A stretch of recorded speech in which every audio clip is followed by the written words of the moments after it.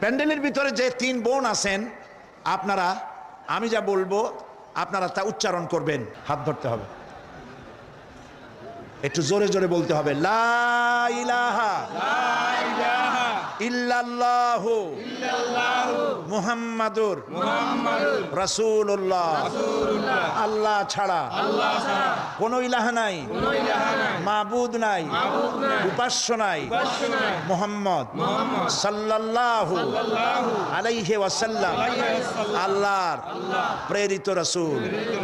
আশহাদু আন লা ইলাহা ইল্লাল্লাহু ওয়াহদাহু লা শারীকা লাহু ওয়া আশহাদু আন্না মুহাম্মাদান আবদুহু ওয়া রাসূলুহু। আমি সাক্ষ্য দিচ্ছি আল্লাহ ছাড়া কোনো ইলাহ নাই,